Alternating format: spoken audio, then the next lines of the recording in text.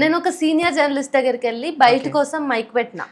So అతను చాలా పాపులరే and అతను ఎక్కడైనా స్టేజ్ మీద అంటే ఆయన క్లాసెస్ చెప్పే స్టేజ్ పర్సన్. నేను ఆయన నేమ్ చెప్పట్లేదు అంతే. సో ఆయన దగ్గర మైక్ పెడితే ఆయన ఏమన్నారంటే, ఇప్పుడు మీరు మాట్లాడాల్సిన టైం మేము మాట్లాడాల్సిన టైం కాదు, సో జెన్జీతోనే బైట్స్ తీసుకో, వాళ్ళు ఏమంటారో విందాము అనేసి అన్నాడు. సో అంత ఓపెన్ గా ఉన్నారు, అంత ఎంతజియాస్టిక్ గా వాళ్ళు బిహేవ్ చేసారు చాలా మంది. అండ్ చాలా మంది యూతే నా దగ్గరకు వచ్చి నేను మాట్లాడతా అని చెప్పేసి వాళ్ళు బయట ఇచ్చిర్రు. వాళ్ళు ఆలోచిస్తున్న విధానంలో చాలా వాటికి ఆన్సర్స్ దొరికినాయి. రిజర్వేషన్స్ మీద అందరూ 35 మార్క్స్ అని అంటారు కదా, ఒక అతను దానికి ఎంత బాగా ఆన్సర్ చెప్పాడు అనేది నాకు చాలా మంచిగా అనిపించింది. వాళ్ళందరూ జెన్జీనే, వాళ్ళు ఎవరు 30+ ఉన్న వాళ్ళు కూడా కాదు. సో వాళ్ళు ఇచ్చిన సమాధానం క్రిటికల్ అప్రోచ్ తో చాలా బాగా అనిపించింది నాకు. నేను అనుకున్నాను ప్రజల అంటే వేరే వాళ్ళ ఫీడ్బ్యాక్ తర్వాత ఇది సక్సెస్ అయింది, నేను చూసా అని కాదు, ఆడియన్స్ నుంచి ఇది సక్సెస్ అయ్యింది అనే ఫీడ్బ్యాక్ చాలా పాజిటివ్ గా అనిపించింది. మీరంతా సక్సెస్ అయ్యారు, కంగ్రాచులేషన్స్ ఫర్ దాట్ మీ మొత్తం టీమ్ కి. ఇంకో విషయం కూడా, మీరు ఆ స్టేజ్ గురించి మాట్లాడుతున్నారు, మధ్యలో పెట్టారు. అపార్ట్ ఫ్రమ్ దట్ ప్యారలల్ గా ఇంకో విషయం జరిగింది. There are youth like who are talking in media. మీరు బయట చూస్తూ ఉండండి, మీడియా కవరేజ్ కూడా అక్కడ కెమెరాస్ పెట్టారు, ఇంకోవైపు ఇంటర్వ్యూస్ జరుగుతున్నాయి సైడ్ ఇదంతా. ఆ ఇంటర్వ్యూస్ కూడా వీళ్ళకి ఎంత తక్కువ అంటే వాళ్ళు కూడా సేమ్ రేషియోలో ప్రజలు ఉన్నారు.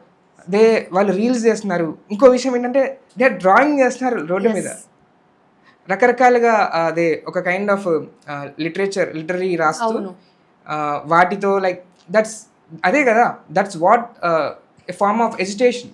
మనం ఓన్లీ మైకులు ఒక 10 మంది చుట్టూ కూర్చొని ఒక 2 మైకులు పట్టుకొని ఊగా వాళ్ళు జై కొట్టే కాదు అంశం కాదు అది. అక్కడ రియల్ మెథడ్ ఆఫ్ ఎడ్యుకేషన్ జరిగింది. ఒకవైపు స్పీచ్లు జరుగుతున్నాయి, ఇంకోవైపు మీడియా వాళ్ళతో ఇంటర్వ్యూలు ఇస్తున్నారు, ఇంకోవైపు జెన్జీ క్రియేటివ్గా ఒక పెద్ద థింగ్ వేసుకొని వచ్చి ఆయన అటు ఇటు నడుస్తున్నాడు.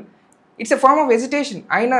ఆయన్ని అందరూ చూసి అక్కడ చదివి అక్కడ ఆగుతున్నారు అంటే నార్మల్ గా వెళ్తున్న రోడ్ పైన పాస్ అవుతున్న వాళ్ళు కూడా హ్యాపెనింగ్ హియర్ అన్నట్టుగా ఆయన చూసి ఆయన గ్యాదరింగ్, ఆయన దగ్గరికి మైకులు పెట్టాము, వేరే వాళ్ళు అట్లా రావడం జరుగుతుంది. అండ్ ఆల్సో కొంతమంది నీట్ ఆస్పిరెంట్స్ నిజంగా వాళ్ళు ఎగ్జాక్ట్లీ వాళ్ళు ఎమోషనల్ అవుతూ మీడియా వాళ్ళతో మాట్లాడుతున్నారు. దట్స్ కదా అది నిజమైన అంటే మనం ఒక స్పేస్ ని అక్కడ పెట్టేసాం, ఏదో మైక్ స్పేస్ కాదు అది.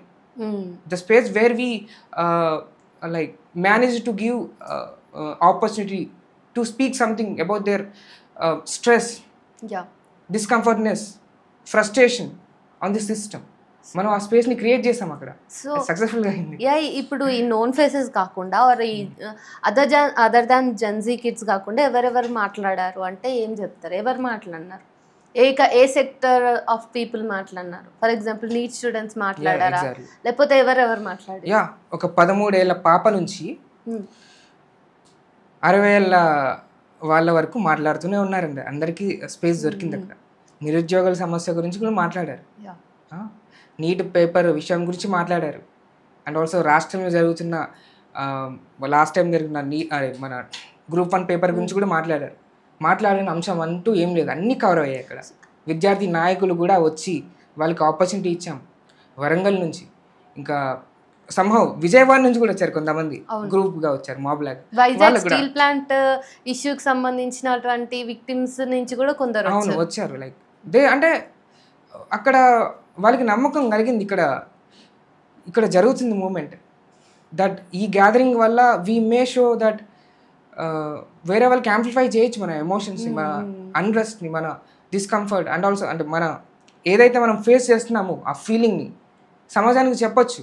వ్యవస్థలు అర్థం చేసుకుంటే దాన్ని మిటికేట్ చేయడం కోసమో కానీ ఇంకా రెగ్యులేట్ చేయడం కోసం కానీ పాలసీ రూపంగా కూడా తేవచ్చు అనే వాళ్ళకి ఒకటి ఉంది. కాబట్టి వాళ్ళు ఎంత దూరం చేయనా కానీ కలిసి అంటే వచ్చారు అందరూ కలిసి. సో అట్లా జరిగింది.